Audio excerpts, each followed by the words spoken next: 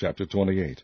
Woe to the crown of pride, to the drunkards of Ephraim, whose glorious beauty is a fading flower, which are on the head of the fat valleys of them that are overcome with wine. Behold, the Lord hath a mighty and strong one, which as a tempest of hail and a destroying storm, as a flood of mighty waters overflowing, shall cast down to the earth with the hand. The crown of pride, the drunkards of Ephraim, shall be trodden under feet, and the glorious beauty which is on the head of the fat valley shall be a fading flower, and as the hasty fruit before the summer, which when he that looketh upon it seeth, while it is yet in his hand, he eateth it up.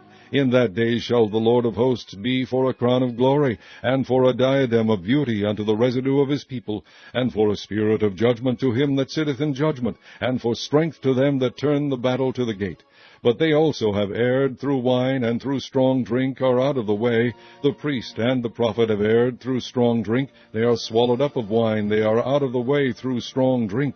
They err in vision. They stumble in judgment. For all tables are full of vomit and filthiness, so that there is no place clean. Whom shall he teach knowledge? And whom shall he make to understand doctrine? Them that are weaned from the milk, and drawn from the breasts. For precept must be upon precept, precept upon precept, line upon line, line upon line, here a little, and there a little. For with stammering lips and another tongue will he speak to this people, to whom he said, This is the rest wherewith ye may cause the weary to rest, and this is the refreshing. Yet they would not hear. But the word of the Lord was unto them precept upon precept, precept upon precept, line upon line, line upon line, here a little, and there a little, that they might go and fall backward, and be broken and snared and taken. Wherefore hear the word of the Lord, ye scornful men, that rule this people which is in Jerusalem, because ye have said, We have made a covenant with death, and with hell are we at agreement.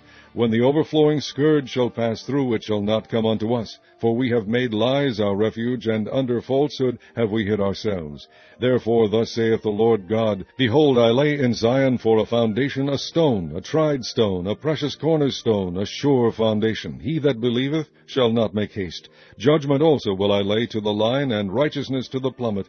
And the hail shall sweep away the refuge of lies, and the waters shall overflow the hiding place. And your covenant with death shall be disannulled, and your agreement with hell shall not stand. When the overflowing scourge shall pass through, then ye shall be trodden down by it. For the time that it goeth forth it shall take you. For morning by morning shall it pass over, by day and by night, and it shall be a vexation only to understand the report. For the bed is shorter than that a man can stretch himself on it, and the covering narrower than he can wrap himself in it. For the Lord shall rise up as in Mount Perazim, he shall be wroth as in the valley of Gibeon, that he may do his work, his strange work, and bring to pass his act, his strange act. Now therefore be ye not mockers, lest your bands be made strong. For I have heard from the Lord God of hosts a consumption, even determined upon the whole earth. Give ye ear, and hear my voice, hearken and hear my speech. Doth the plowman plow all day to sow? Doth he open and break the clods of his ground?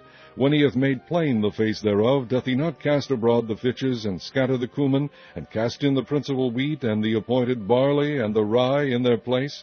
For his God doth instruct him to discretion, and doth teach him. For the fitches are not threshed with a threshing instrument, neither is a cartwheel turned about upon the cumin, but the fitches are beaten out with a staff, and the cumin with a rod.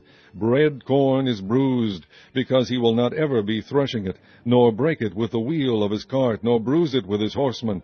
This also cometh forth from the Lord of hosts, which is wonderful in counsel, and excellent in working.